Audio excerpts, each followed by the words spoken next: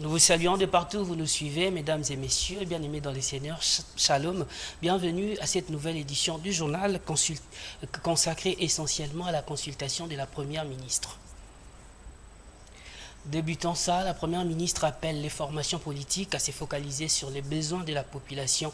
Judith Suminwa-Tuluka a rappelé cette exigence au groupe qu'elle a reçu ce mardi 16 avril 2024 à l'immeuble du gouvernement dans le cadre des consultations pour la formation de son équipe gouvernementale. Jaël Dissonka nous en parle.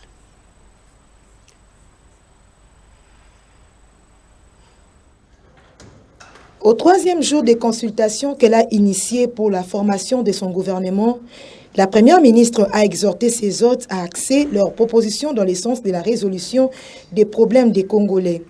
Le regroupement Action Acteurs pour l'amour du Congo s'est engagé à suivre la ligne tracée par Judith Suminwa-Tuluka. La Première ministre a également émis le vœu de ne pas beaucoup plus s'accrocher dans ces formats du gouvernement, mais de beaucoup plus tenir compte du besoin de la population. Les temps pressent, nous reviendrons ici le plus tôt possible pour lui faire des propositions, mais nous sommes tous engagés d'aller dans le même sens et réussir ces combats en fait de répondre aux 6 piliers du chef de l'État. De leur côté, les regroupements politiques A24, A25 et Alliance des nationalistes ont salué mardi la détermination de la Première ministre à mettre en place son équipe gouvernementale dans un délai raisonnable. Je pense qu'elle est en train de faire tout pour que ça puisse ne pas prendre beaucoup de temps. Nous savons tous que le pays est en proie à la guerre à l'Est et c'est ça la plus grande préoccupation pour la République. Il y a les familles, il y a nos compatriotes qui sont en train de mourir chaque jour et pour ça, je pense qu'elle met en tout cas les manœuvres en avant pour pouvoir arriver à sortir un gouvernement dans les laps de temps. Aussi, il y a le social de la population, il y a la construction de notre République qui, on ne va pas l'ignorer avec le programme de 145 territoires que nous allons nous amener aussi nos suggestions pour que nous puissions l'améliorer davantage parce que c'est un grand et beau programme. Des échanges avec ma chef du gouvernement, l'Alliance des Congolais progressistes et alliés ACP a retenu le principe directeur de la formation du gouvernement, à savoir travailler pour atteindre le 6 engagements du chef de l'État. Selon Jean-Tini Ngobila, président, nous avons été édifiés par la Première ministre qui nous a parlé de la taille du prochain gouvernement. Elle nous a également parlé des 6 engagements majeurs du président de la République concernant son deuxième mandat. Nous avons été édifiés par la Première ministre qui nous a parlé de la taille du prochain gouvernement. Elle nous a également parlé des 6 engagements majeurs du président de la République concernant son deuxième mandat. Placer l'homme au centre de l'action du gouvernement, tel semble être le point sur lequel Judith Tuluka et les regroupements politiques sont tombés.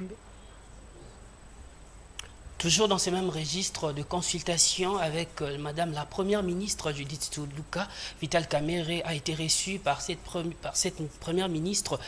Le président de l'UNC recommande 2 défis énormes au prochain gouvernement. Il s'agit de la lutte contre la pauvreté et la guerre. Aux Congolais qui s'impatientent par rapport à la formation du gouvernement, il a indiqué que la question du temps, ce n'est pas la faute de la Première ministre. Il a aussi précisé qu'il ne faut pas confondre les choses. La République démocratique du Congo, avec près de 100 millions d'habitants, on doit prendre du temps nécessaire pour bien faire 2 choses. On le voit.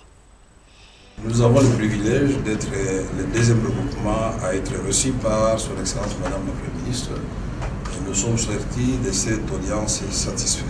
La formation du gouvernement, c'est une gymnastique arithmétique, mais qui tient compte aussi d'un certain nombre de critères, de compétences, de probité morale, de représentation géopolitique, des critères hommes-femmes. Et tout ce que nous voulons aussi, c'est que nous soyons les premiers à amener effectivement la diminution du train de vie des politiciens ou des autorités de l'État. Nous devons d'abord nous faire violence, nous, les politiciens. Pour une fois, acceptons que ce que nous faisons n'est pas le partage des pouvoirs, mais des responsabilités. Et ceux qui auront la chance d'être nommés, qui ne fêtent pas, qui réfléchissent sur la manière de répondre aux défis énormes. Dans un pays en guerre, c'est le premier défi. Le deuxième défi, qui est aussi une guerre qui ne dit pas son nom, c'est la pauvreté. La lutte contre la pauvreté, et il n'y a pas 36 solutions. Il faut relancer l'agriculture avec tout ce qui va avec, c'est-à-dire les routes, l'énergie, l'eau, etc., création d'emplois. Donc il y a espoir, tant que notre pays n'a pas été volé, notre terre nous appartient, notre sous-sol nous appartient. Oui, la question du temps, d'abord je dois dire que ce n'est pas la faute de Mme le Premier ministre. Et de deux, il ne faut pas confondre les choses. La République démocratique du Congo, ce n'est pas le Sénégal. C'est 2 345 000 km², c'est 100 millions d'habitants. Il faut prendre le temps nécessaire pour bien faire les choses. Mais en même temps, nous devons fustiger le fait qu'il y a des choses qui auraient pu être réalisées dans un laps de temps très court. Parce qu'il concerne Mme le Premier ministre, moi j'estime qu'elle a été nommée le 1er avril. Aujourd'hui, nous sommes les 12, les 15. Elle a déjà fait les pré-consultations avec le présidium, dont moi-même. Aujourd'hui, elle est au deuxième regroupement et elle continue son travail. Elle va terminer si le calendrier qui nous a été communiqué est respecté le 19. Donc il n'y a pas péril à la demeure. Autre chose à présent, les audiences pour examiner les erreurs matérielles concernant les résultats définitifs des élections législatives nationales du 20 décembre 2023 en République démocratique du Congo se tiennent depuis ce lundi 15 avril 2024 à la Cour constitutionnelle à Kinshasa, la capitale congolaise. Au total, 134 requêtes ont été réceptionnées par la greffe de cette haute cour en contestation des résultats définitifs publiés il y a plus d'un mois passés par cette même cour. Les requérants espérant trouver gain de cause pour que cette corrige les erreurs matérielles commises lors des examens contentieux électoraux des législatives nationales du 20 décembre dernier. Nathalie Moutoe nous en dit plus. Les audiences de correction des erreurs matérielles constatées dans les arrêts rendus sur le contentieux électoraux ont débuté à la Cour constitutionnelle de la RDC. C'est la salle des audiences de la Cour de cassation qui a accueilli du monde pour ces audiences. Dans l'avant-midi de ce lundi 15 avril, le parvis de la Cour de cassation était envahi par les partisans de partis et regroupements politiques, ainsi que certains députés invalidés, venus avec espoir de retrouver leur siège à l'Assemblée nationale. Une occasion pour les avocats de faire valoir les arguments devant le juge de la Haute Cour en faveur de leur client. M. Vincent est venu plaider la cause de son client. Bien plaidant à ces audiences, il rappelle que les arrêts de la Cour constitutionnelle ne peuvent pas faire l'objet d'un quelconque recours. Il reste serein quant au verdict de cette haute cour. L'erreur matérielle consiste dans un contexte à ce que le juge oublie par inadvertance un chiffre ou le nombre de voix obtenues par un candidat. C'est en ce sens que les requérants pourront trouver gain de cause. Il est de principe que les arrêts de la Cour constitutionnelle ne sont susceptibles d'aucun recours. L'article 168 de la Constitution, il y a aussi la loi électorale ainsi que la loi portant organisation et fonctionnement de la Cour constitutionnelle qui dispose de cette manière-là. Mais ici, il faut rappeler aussi que la loi électorale, version révisée de 2022, a précisé que l'erreur matérielle ne peut pas influer sur les dispositifs, sauf faute, sauf anomalie, sauf inexactitude avérée dans les chiffres. Nicolas Ouemankoi estime que beaucoup de requérants ne trouveront pas gain de cause car leurs dossiers sont présentés comme de nouveaux recours en rapport avec le contentieux électoraux, alors que la Cour constitutionnelle n'examine que les erreurs matérielles de ses propres arrêts rendus il y a plus d'un mois. C'est difficile qu'une partie puisse obtenir gain de cause dans la mesure où la plupart des regroupements et partis politiques qui viennent de plaider leurs affaires n'arrivent pas à démontrer en quoi consisteraient ces erreurs. Mais ce qu'on a constaté est que les partis reviennent comme ici, ce sont des nouveaux recours et que la Cour devrait recommencer à zéro alors qu'il fallait tout simplement démontrer qu'à telle page, la Cour a commis une erreur au lieu de mettre Ngalamounoumé, on a mis épingle. C'est difficile que les partis et les groupements politiques obtiennent gain de cause parce qu'il ne s'agit pas en réalité d'une erreur matérielle, mais ce sont des recours qui recommencent.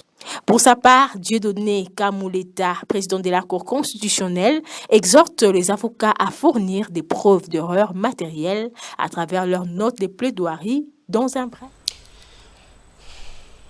Tenue mercredi 27 mars dernier d'une journée de remise à niveau organisée par l'ONU Femmes en collaboration avec la MONUSCO à l'intention du personnel du programme de désarmement, démobilisation, relèvement communautaire et stabilisation PDDRCS. Cette activité s'est tenue dans le cadre de la mise en œuvre de l'agenda Femmes, Paix et Sécurité de la résolution 1325 du Conseil de sécurité de l'ONU. Les participants à ces assises devront poursuivre la sensibilisation pour prévenir et réduire les risques de discrimination sémés par les conflits pour une paix véritable. Et Domandefou nous en parle. Les participants à ces assises avaient comme objectif poursuivre la sensibilisation pour prévenir et réduire les risques de discrimination sémés par les conflits pour une paix véritable qui garantit la sécurité durable dans toutes les communautés. À l'initiative de l'ONU Femmes et la MONUSCO, 30 femmes et 16 hommes du programme de désarmement, démobilisation, relèvement communautaire et stabilisation ont été outillés pour la mise en œuvre de l'agenda Femmes Sécurité de la résolution 1325 du Conseil de sécurité des Nations Unies qui s'inscrit dans la droite ligne de la politique en matière du genre. Avec la section genre et l'ensemble de la MONUSCO, nous réitérons notre engagement à poursuivre les objectifs communs dans les contextes de désarmement, démobilisation et réinsertion sociale. Les coordonnateurs du programme ont souligné le rôle combien important de la femme dans la reconstruction et la consolidation de la paix en République démocratique du Congo. Parmi les priorités que nous nous étions fixées au niveau de la coordination nationale en commençant notre travail, c'était effectivement de créer une grande section femmes et genre dans notre programme, parce que justement, la femme a non seulement été la première victime de tous les conflits que nous voulons transformer, que nous voulons faire cesser. Elle était la victime majeure de tous ceux qui ont amené la guerre et la conflictualité, non seulement dans notre pays, mais aussi dans toute la région d'Afrique centrale. Et nous le savons aussi que dans nos piliers majeurs, nous avons à nous occuper des femmes victimes, non seulement de la guerre, mais aussi des femmes qui sont attachées ou liées aux groupes armés, mais aussi les femmes et les enfants qui sont aussi membres des groupes armés et qui ont de la famille parmi les ex-combattants des groupes armés que nous sommes obligés de faire rentrer dans leur communauté. Et donc, cet exercice est important et il devra se faire dans toutes nos provinces, partout où le PDDRCS est amené à jouer son rôle. La coordonnatrice adjointe du programme a rassuré quant à elle qu'en s'éprennant de la résolution 1325, la femme de ce programme sera efficace dans l'accomplissement de sa mission pour une société sans discrimination. Nous avons dans notre stratégie au sein du PDDRCS 5 piliers. Et parmi les 5 piliers, je vais citer ici la résolution de conflits et la cohésion sociale. Donc du coup, je m'en vais saluer ces braves femmes de l'Est, surtout de notre territoire national, qui ont vécu des atrocités.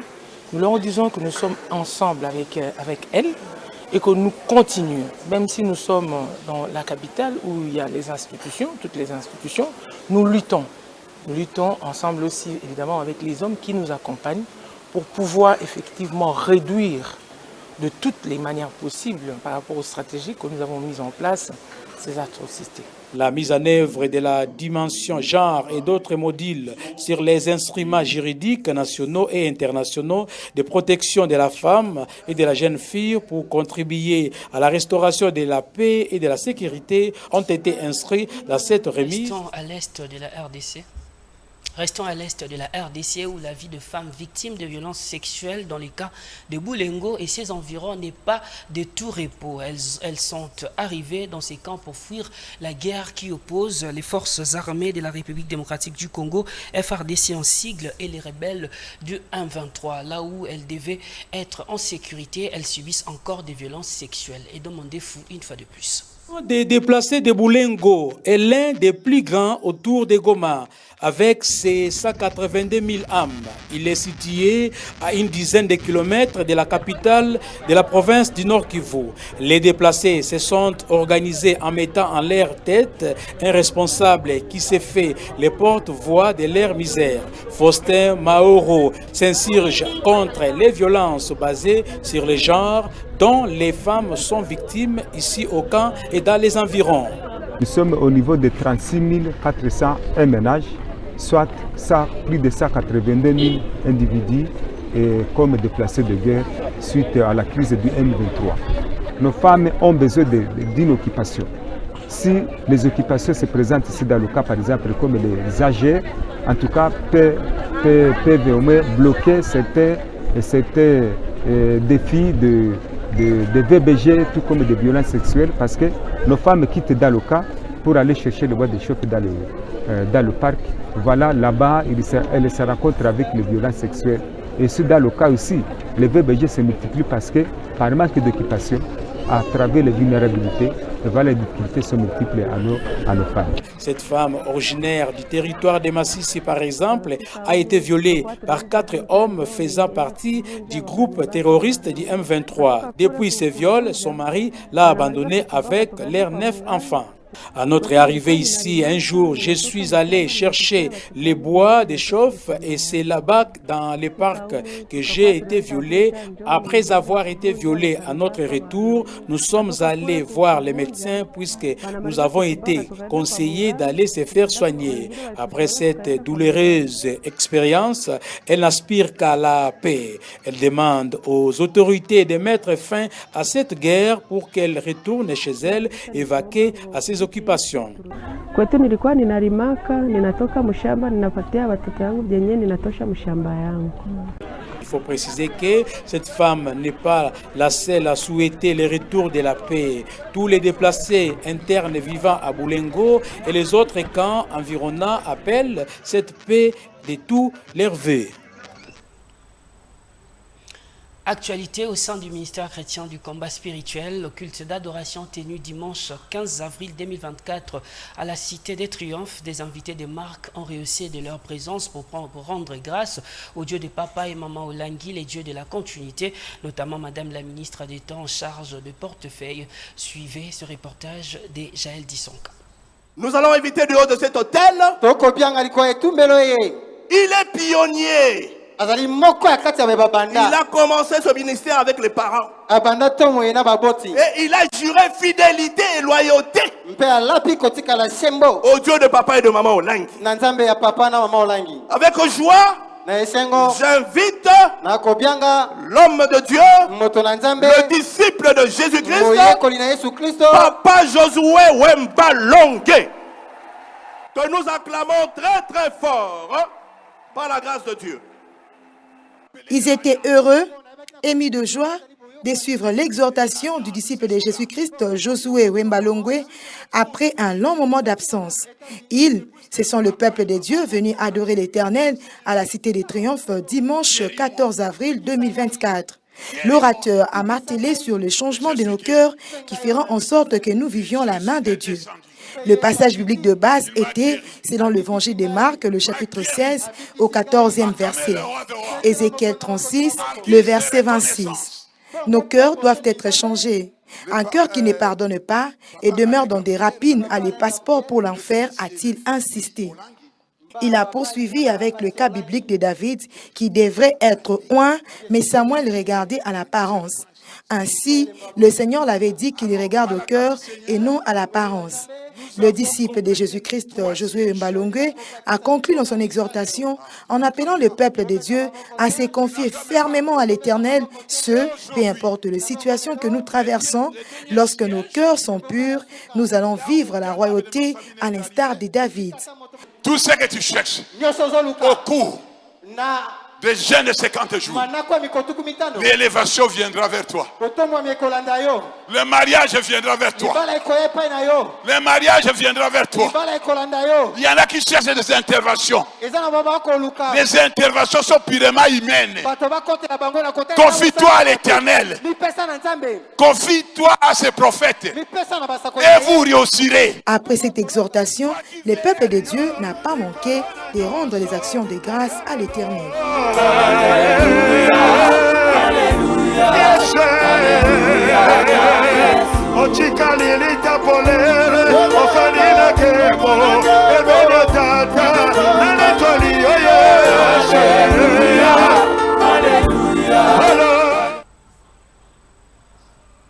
Et voilà, mesdames et messieurs, par cette note religieuse que nous bouclons complètement cette édition du journal. Merci à vous.